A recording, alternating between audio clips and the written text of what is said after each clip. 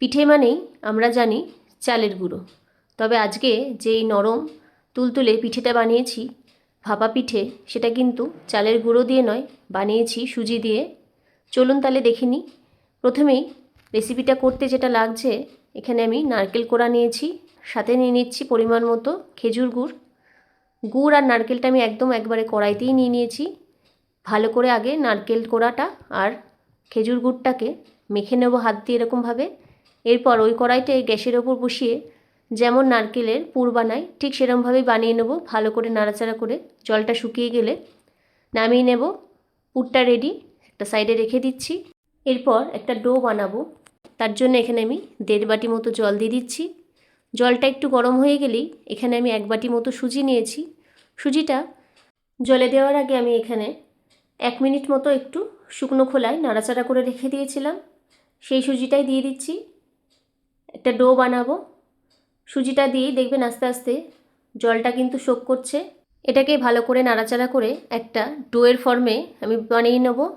ঠিক এইভাবেই ডোটা কিন্তু কড়াই থেকে উঠে আসলে নামিয়ে একটা পাত্রের মধ্যে রেখে দিয়েছি। এরপর এই ডোটাকে খুব সামান্য একটু তেল দিয়ে, রান্নার তেল দিয়ে ভালো করে আমি এরকমভাবে মেখে নিচ্ছি, যেরকমভাবে আটা মাখে, তবে খুব বেশি ডলাডলি করে নয়, হালকা হাতেই মেখে নেব। এরপর এখান থেকে ছোট ছোট করে বল বানিয়ে পুলিগুলোকে করে নেব। খুব অল্প অল্প করেই অংশ নিয়ে একটা বল বানিয়ে মাঝখানটা একটু বাটির আকার দিয়ে, এরকম হাতের সাহায্যে একটু বাটির আকার দিয়ে এর মধ্যে যে নারকেলের ছাইটা বানিয়েছিলাম মানে পুরটা, অল্প অল্প করে নিয়ে পুরটাকে এই বাটিটার মাঝখানে দিয়ে যেরকমভাবে দু পিঠ মুড়ে পুলির আকার দেয় সেরকমভাবেই আমি বানিয়ে নিচ্ছি।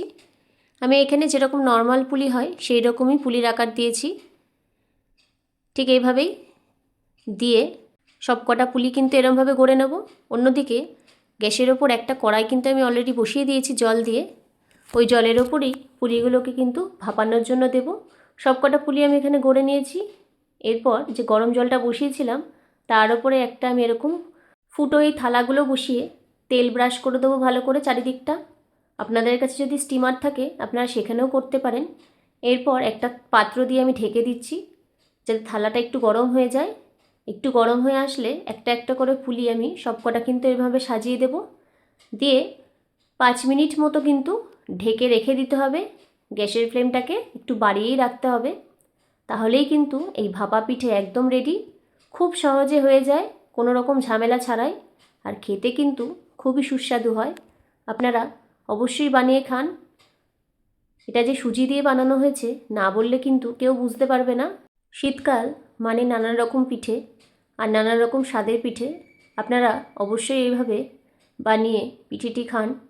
আশা করছি সকলেরই খুব ভালো লাগবে।